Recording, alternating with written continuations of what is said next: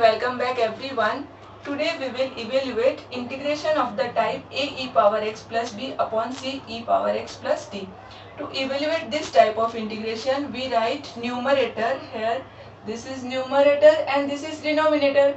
We write numerator is equals to a into denominator plus b into derivative of the denominator, and a and b are constant. So our question is this. So first we will write numerator means this one, 3e power 2t plus 5 is equals to a into denominator. So a into denominator means this one. So 4e power 2t minus 5 plus b into d dt आएगा यहाँ पे क्योंकि t integration with respect to t है, into this same 4e power 2t minus 5. ठीक है, a 4e power 2t minus 5 plus b into derivative of this. So 4 is a constant as it is e power 2t का derivative 2 into e power 2t and 5 का derivative होगा 0. 5 is a constant, so derivative 0. यहाँ पे मैंने use किया formula e power a x का derivative. e power a x का derivative होता है a into e power a x. तो यहाँ पे e पावर 2t है तो इसका डेरिवेटिव होगा 2 into e power 2t. a का वैल्यू इसमें 2 है तो 2 मल्टीप्लाई हो गया. ठीक है, तो इस स्टेप को हम लिखेंगे 4e power 2t minus 5b 8 4 into 2 8 e power 2t. इसको हम ले लेंगे इक्वेशन 1. ठीक है, 3 into e power 2t plus 5. Now we will solve further to get a and b. So we will write 3e power 2t plus 5 4a into e power 2t minus 5 into a is 5a plus 8b e power 2t. From here we can take e power 2t common from this 2. So e power 2t common, bracket के अंदर आएगा यहाँ पे 4a और यहाँ पे है 8b तो आएगा plus 8b minus 5a. Now comparing coefficient of e power 2t from both the sides, we are getting this is equals to 3. Comparing coefficient of e power 2t and constant term, we are getting 3. 3 is equals to e power 2t का coefficient यहाँ पे है 3 और यहाँ पे e power 2t का coefficient है 4a plus 8b. So we will write these two are equal. So we will write 3 is equals to 4a plus 8b.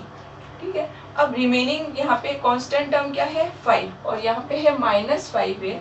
So see here left hand side is equals to right hand side. So we can write 5 is equals to minus 5a, है ना. एक step ये complete कर देते हैं. 5 is equals to minus 5a. 5 is equals to minus 5a implies a is equals to minus 1. Now put the value of a here. We will get 3 is equals to 4 का value minus 1 plus 8b. ठीक है, तो ये हो जाएगा minus 4, फिर right में आके ये हो जाएगा 7 तो 8 होगा 7 अपॉन, तो b होगा 7 upon 8. So we have now value of a and value of b. ठीक है, अब आगे ध्यान से देखना, हम ये क्वेश्चन सॉल्व कर रहे हैं. यहाँ पे जो ये न्यूमरेटर है ना, ये न्यूमरेटर को हम यहाँ से रिप्लेस करेंगे. ये जो इक्वेशन 1 मैंने लिखा है ना, ये इक्वेशन 1 ये होगा रिप्लेसमेंट फॉर दिस न्यूमरेटर. सिर्फ यहाँ पे हमें एक चीज करनी है और a और b का जो वैल्यू हमें अभी मिला है वो हम यहाँ पे पुट कर देंगे. ठीक है, तो अगला स्टेप करते हैं हम. This can be written as now integration of 4e power 2t minus 5 और न्यूमरेटर को हमें ये लिखना है अब. ठीक है, अब ध्यान से देखना, सिर्फ a का वैल्यू हमने जो अभी फाइंड किया है वो लिख देंगे -1. तो -1 a का वैल्यू मैंने लिखा यहाँ पे -1. फिर है 4e पावर 2t माइनस 5 वो भी लिखा. अब यहाँ पर हमारा है b. b का वैल्यू हमें मिला 7/8, तो यहाँ पे लिखेंगे 7/8 8e⁻²t।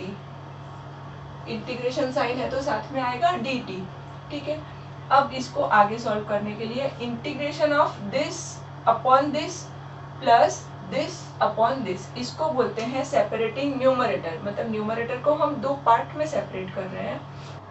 We will get -1 integration of this upon this, तो कैंसिल हो जाएगा, क्या रह जाएगा dt, और यहाँ पे 7/8 को हम बाहर ले लेंगे कांस्टेंट, फिर दिस अपॉन दिस आएगा इंटीग्रेशन साइन के अंदर, 8e⁻²t 4e⁻²t -5।